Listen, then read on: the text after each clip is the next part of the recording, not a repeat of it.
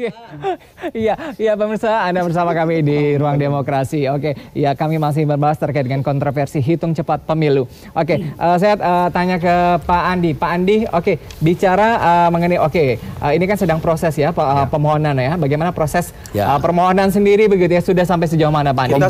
Komponen pemohonnya siapa saja begitu ya? Pemohonnya ada 5 tadi media televisi nasional, ada asosiasi itu. Ya, sebenarnya pinginnya asosiasi ATVSI, tapi kemudian ada persoalan administrasi. Akhirnya yang maju adalah masing-masing dari televisi. Jadi ada 5 televisi nasional. Siapa saja itu, Andi? Ada TV One, Metro TV, Trans TV, Indosiar dan SCTV. Kemudian ada 2 lembaga survei yaitu Cyrus Network dan Indikator. Nah ini gabungan pemohonnya gitu ya. Nah sidang kita sudah lakukan sidang pendahuluan kemarin hari Selasa, dan Senin besok kita akan lanjutkan sidang untuk perbaikan permohonan. Yang kita harapkan sebenarnya adalah kepinginnya sebelum hari tenang ini sudah bisa diputus. Kenapa sebelum hari tenang? Karena norma yang kita pingin minta dibatalkan itu adalah salah satunya terkait dengan pelarangan publikasi survei di hari tenang. Ini bukan hanya quick count tapi publikasi survei di hari Pandi, tenang. dengan misalnya begitu ini waktu yang semakin sempit sendiri begitu ya, dan kemudian juga proses di MK yang mungkin membutuhkan waktu sendiri. MK punya presiden, punya pengalaman memutus perkara dengan sangat cepat gitu ya di pemilu yang lama 2014, dan untuk di pemilu tahun ini ada juga satu perkara yang diputus hanya dalam hitungan berapa belas hari gitu, terkait dengan sama IKTP gitu ya. Kalau kemarin 2014 penggunaan pemilih dengan IKTP dengan KTP saja, kemudian kalau sekarang itu adalah 2009. Kalau untuk 2019 yang ini gitu ya, itu terkait dengan batas waktu untuk pindah yang awalnya kan 30 hari kemudian sekarang menjadi 7 hari gitu. Kemudian terkait dengan penggunaan IKTP juga bisa diganti dengan suket. Oke, tapi kemudian sikapnya apa begitu? Apakah dari pemohon ini ada meminta dorongan begitu ya untuk ya kita sangat berharap sekali MK bisa memutus sangat cepat gitu. Kenapa? Karena ini bicara soal waktu gitu ya. Memang ini permohonan tempat kemarin juga ditanyakan oleh majelis hakim, kenapa kok terlambat mengajukannya gitu. Nah, ini ada persoalan teknis juga karena awalnya kita yakin ini pasal kan sudah dinyatakan inkonstitusional. Kalaupun ini masih ada, itu harusnya tidak diaplikasikan gitu. Tapi ternyata ketika mau mempersiapkan quick count ini, sejumlah media itu kan dikirimkan surat oleh KPI. Yang isinya dikasih surat edaran yang isinya adalah kutipan dari pasal-pasal itu. Mereka kaget loh, ini ternyata kita diancam juga nih dengan pidana seperti ini. Barulah mereka mengajukan itu. Iya, saya ke Ibu Dian. Ibu Dian, sebagai peserta baru begitu ya, pendatang baru ya, di pencalekan sendiri begitu ya, terkait dengan kontroversi hitung cepat pemilu begitu ya, kemudian juga mungkin hasil survei sendiri begitu ya. Apa yang Anda harapkan Ibu Dian di pemilu 2019 ini begitu, terkait dengan hitung cepat dan juga mungkin survei-survei yang ada? Ya, saya pikir ini pelajaran bagi juga surveyor bahwa survei mereka yang ansor, angin surga semua, tergantung yang ansor semua ini akan membuat persoalan bagi masyarakat yang akan menilai ketidakpercayaan mereka yang dipertaruhkan ketika hasil quick count dan apalagi hasil KPU nantinya menunjukkan semua survei mereka ternyata bodong begitulah. Ini akan menjadi hukuman, dan sampai saat ini pun juga masyarakat juga sudah tahu siapa lembaga-lembaga survei yang sebetulnya tidak layak dipercaya, dan akhirnya menjadi bulan-bulanan di semua WA group.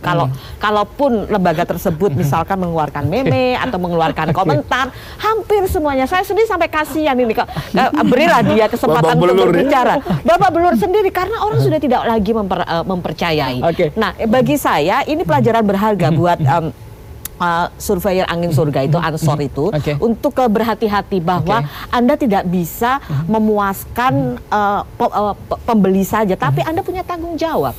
Tanggung jawab sebagai seorang yang membuat hasil tersebut sesuai dengan hasil penelitian, sesuai dengan fakta. Bukan begitu sebagai seorang ilmuwan, tentu saja tanggung jawab itu akademisi ya. Kredo ilmiah harus dijaga. Harus dijaga, tapi kan ternyata ini kan tergantung siapa yang bayar. Nah, tentu saja mereka punya kepentingan-kepentingan tertentu. Bahkan saya mendengar dari beberapa anak buah lembaga survei misalnya yang akhirnya karena persoalan hati nurani mereka mengatakan sengaja Mbak gapnya itu dibikin ada sekitar 20, 18. Ini adalah orang-orang yang sebetulnya mendukung kita, tapi dibikin seperti itu supaya gapnya itu kelihatan besar di kubu kita, di kubu di kubu BPN. Nah, jadi ini curhat lagi. Kalau di kita sih, Ansor ini menarik ya, angin surga. Sekali lagi kita ingatkan, survei metode ilmiah, karena itu harus mengikuti karakter dan sejumlah indikator yang ada di dalam metodologi itu, termasuk juga kode etik ilmiahnya. Itu jelas kalau gitu. Nah, kebetulan saya mewakili Persepi juga, kita mengikuti kode etik yang dibikin oleh Wapor. Nah, kalau misalnya ada lembaga survei yang merupakan anggota dari Persepi, saat ini anggota kita 32 lembaga survei. Tapi kok yang mendaftar 33 di KPU? Ya, karena begini, ada beberapa asosiasi. Harus diingat, ada Aropi, ya kan, ada Persepi. Ini dua yang besar. Kemudian saya dengar ada satu lagi yang muncul gitu ya. Jadi ada 3. Ada pipinya, terakhir kopi nanti. Jadi ada beberapa asosiasi. Ya. Nah, kalau di Persepi sendiri ada 32 anggota dan tidak semua dari 32 anggota juga ikut mendaftar untuk Quick Count, karena buat apa juga daftar Quick Count kalau ternyata tidak ada juga yang bisa menggunakan, maksudnya tidak ada media yang bekerja sama, tidak ada yang mendanai karena ini besar. Sepi TV itu kalau kita nggak ada Quick Count itu, kalau saya sih nggak ada masalah. Saya mendukung permohonan ini dan menurut saya memang tidak sepantasnya hasil ilmiah tadi itu diancam oleh pidana. Saya buat tidak setuju, gitu kan. Cuman saya juga perlu mengingatkan tentang potret hari ini, gitu kan. Lembaga-lembaga yang menyelenggarakan Quick Count juga adalah lembaga-lembaga yang menyelenggarakan survei dan mereka sedang mendapatkan sorotan, gitu kan. Dan hasil Quick Count jika basisnya semata hanya pada hasil penghitungan, ingat hasil penghitungan di akhir kan Quick Count lebih awal nih, ya kan? Di awal baru mulai atau di pertengahan, tidak harus menunggu selesai kan? Ketika dia di ujung selesai, seringkali juga muncul yang sifatnya kasuistis, itu ketika dihitung ada perbedaan jumlah surat suara yang terpakai, tidak terpakai, dan sebagainya. Ini bisa menyebabkan dilakukan penghitungan ulang, itu kata undang-undang. Satu, maka hasil yang diperoleh oleh suatu lembaga Quick Count di TPS itu bisa saja meleset.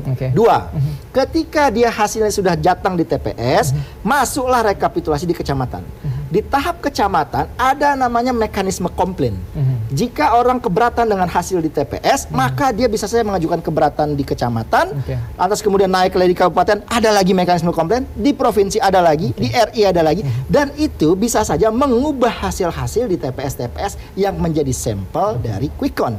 Itu beberapa kemungkinan bisa menyebabkan hasil Quick Count tidak akan bisa sama persis dengan hasil KPU. Walaupun juga dalam prakteknya, dalam pengalaman kita, ada juga lembaga-lembaga yang berhasil. Tapi pada waktu yang lain mungkin dia tidak pas gitu kan, karena satu kepentingan tertentu. Gitu. Saya ke Pak Taslim. Pak Taslim, ini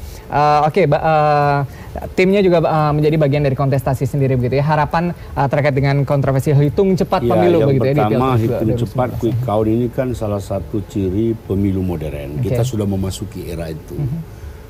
Memasuki era pemilu modern, masyarakat juga harus disiapkan bahwa Quick Count ini bukan segala-galanya. Ya. Jadi euforia dikurangi. Pokoknya bagaimana kita tenang menghadapi Quick Count. Tapi Quick Count penting sebagai cerminan realitas pemilu, karena tadi diambil dari TPS. Oleh karena itu kita elit politik ini yang menurut saya harus berperan untuk meyakinkan pemilih kita, finalnya tetap menunggu real count-nya KPU. Quick count ini bisa saja terjadi macam-macam, coblos ulang, hitung ulang, komplain, bahkan sampai di MK. Pemilu 2014, Nasdem memenangkan 1 kursi dari Maluku Utara. Jadi ini bisa saja. Poin kita adalah bagaimana, jadi Quick Count ini perkembangannya harus seiring juga dengan kesadaran masyarakat kita yang semakin tinggi. Dan kalau saya tidak khawatir lagi soal lembaga yang abal-abal. Rakyat kita sekarang sudah sangat kritis. Satu kali tetap harus dikhawatirkan, Pak. Tapi yang beliau bilang soal pemungutan suara ulang itu bukan saja sekedar mempengaruhi, tapi ya betul-betul mengubah karena hasil pemungutan suara ulang itu kan tidak terpotret, tapi itu biasanya kan untuk pemilu legislatif. Kalau pilpres itu kan, itu saya rasa tidak terlalu banyak bisa terjadi karena dia kan dapilnya nasional. Pilpres juga kita belum mengalami saja, tapi bukan dapilnya nasional. Oke, ya, bukan tidak mungkin, bukan tidak mungkin juga terjadi, bisa saja kan. Saya kira kalau dari pengalaman sejak dari 2004 pertama kali quick count diperkenalkan di publik gitu ya melalui media, kemudian kita mengalami 2009. Dan seterusnya gitu ya. Sejauh ini saya kira masyarakat sudah sangat luar biasa. Nah, ini optimismenya. Gitu ya. Pemohon yang optimis ini. Karena tidak ada misalnya fakta yang menunjukkan bahwa terjadi chaos karena hasil quick count misalnya. Itu tidak ada sejauh ini ya fakta gitu. Yang menunjukkan ke sana. Artinya masyarakat menerima itu dengan biasa gitu ya, dengan lapang dada gitu. Yang ada kan memang persoalannya adalah sekedar kontroversi di kandidatnya, di elitnya bagaimana merespon itu. Dan kita tahu ada mekanisme hukum yang bisa ditempuh gitu ya. Jadi menurut saya kita melihat ini dalam kacamata yang optimis dan ini ada sesuatu yang ilmiah dan kita semakin menuju ke sesuatu yang lebih modern tadi. Yang penting lembaga quick count itu harus menyatakan kalau perlu saat tampil di TV ini bukan hasil resmi KPU supaya masyarakat ngerti. Saya kira itu juga sejauh ini juga penting. Iya lagi-lagi begitu ya. Tapi harus declare penting ini. Ya edukasi penting begitu ya. Jangan sampai hasilnya ini adalah memberikan gambaran begitu ya bagi kita begitu ya.